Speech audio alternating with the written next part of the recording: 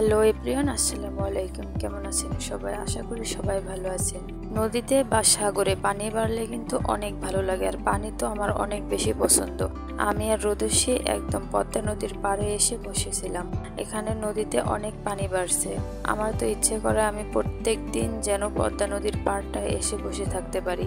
আমার কেন যেন খুব ভালো লাগে পানি দেখতে।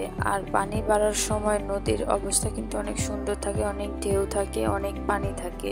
আমি আর রোদস্যি কিছুক্ষণ পাড়ে বসে উঠে চলে আসলাম টি বাঁধে, কারণ টি বাঁধ থেকেও তো অনেক বেশি সুন্দর লাগবে পানি। আর এখান থেকে অনেক ঢেউ দেখা যাবে, অনেক নৌকা আছে, অনেক বোট আছে, সেগুলোতে করে মানুষ ঘুরতে যায়। কিন্তু আমার অনেক ভয় লাগে, পানি যতই ভালোবাসি কিন্তু পানির মধ্যে চলাফেরা আমার অনেকটাই বেশি ভয় লাগে। তার জন্য আমি এখানে কখনো বোর্ডে উঠি নাই। কিন্তু আমাদের বাসায় আগে যাওয়ার জন্য আগে লঞ্চ পাড়ি দিতে হইতো, কিন্তু সেটা এখন আর নেই। আমরা পদ্মা সেতু দিয়ে চলে যাই, আমার ভয়টাও কেটে গেছে। এখানে রোদস্যি আর আমি কিছুক্ষণ পানির পাড়ে দাঁড়িয়ে উঠে চলে আসলাম, কারণ রোদস্যি শুধু পানিতে নেমে যেতে চাচ্ছিল। তার জন্য উপরে রাস্তায় একদম চলে আসছে ওর অত্যাচারে। ও তো যেখানে যায় ওর পছন্দ হলে সেটাতে গড়গড় করে নেমে পড়ে। এই যে আমরা হাঁটতে হাঁটতে একটু সন্ধ্যাও হয়ে গেছে। এখানে রোদস্যি গুটগুট করে হাঁটছে, আমি ওর সামনে চলে গেছি।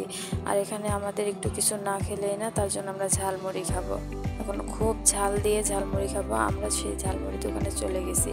আর ঝালমুড়ি দোকানে যেতে না যেতে দেখছি আমাদের খুব পরিচিত একটা মানুষ ওখানে বসে আছে। যাই হোক, আমরা ফাইনালি ঝালমুড়ি অর্ডার করে আমরা ঝালমুড়ি নিয়েও নিলাম। আর একটা সময় ছিল এই ঝালমুড়ি না খেলে হয়তো আমার মাথা ঘুরাতো। সময়টাও হচ্ছে স্কুল লাইফ। তারপরে আমরা নিয়ে নিলাম শরবত, লেবুর শরবত।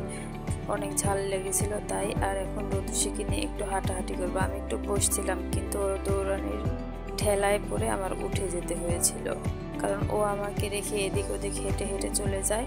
তখন যদি পাড় থেকে পড়ে যায়, তার জন্য আমি ওর সাথে আবার দৌড়ে দৌড়ে চলে যাচ্ছি। আমার অনেক বসতে ইচ্ছে করছিল, কিন্তু আমার একটু বসতে দিচ্ছিল না। ওই যে দেখতে পাচ্ছেন গুটগুট করে হেঁটে বেড়াচ্ছে। যেই পা পেয়েছে এখন তো ও কাউকে চেনে না, ওর পা দিয়ে ও নিজে নিজেই হেঁটে বেড়ায় শুধুমাত্র। আর আমরা কিন্তু অনেক রাত করে ফেলছি, কারণ পদ্মার পাড়ে আসলে আমার একটু বাসায় যেতে মনে চায় না। আর তার জন্য আমাদের অনেকটাই রাত হয়ে গেছে। আর সবাই আমার পেজটিকে ফলো দিবেন, লাইক দিবেন, সাপোর্ট করবেন। আপনারা কিন্তু আমার পেজটিকে লাইকও দিচ্ছেন না, সাপোর্টও করছেন না, ফলোও দিচ্ছেন না। আশা করি এরপর থেকে সবাই ফলো দিবেন, লাইক দিবেন, আর আমাদের পরবর্তী ভিডিওর জন্য অবশ্যই অপেক্ষা করবেন। আমাদের জন্য দোয়া করবেন। রোদস্যি আর আমি এখন দুজনে মিলে হেঁটে হেঁটে একটু বাড়ির দিকে চলে যাব, কারণ আমরা অনেকটা রাত করে ফেলেছি। আর এখন তো বুঝতেই পারছেন সময়কাল এমনি খারাপ। কিছু সুন্দর সুন্দর কসমেটিক্সের দোকান আমি দেখছি, শুধু ডায়মন্ডের নাকফুল।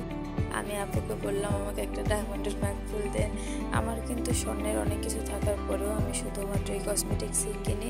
এখানে রোদস্যি একলা একলা হেঁটে চলে যাচ্ছে, আমি আর ওখানে কিন্তু একা একা ডায়মন্ডের নাকফুলের দোকানে বসেছিলাম। এই যে ফাইনালি আমরা চলে যাচ্ছি বাসার দিকে, আমি আর রোদস্যি মিলে। সবাই ভালো থাকবেন, আল্লাহ হাফেজ।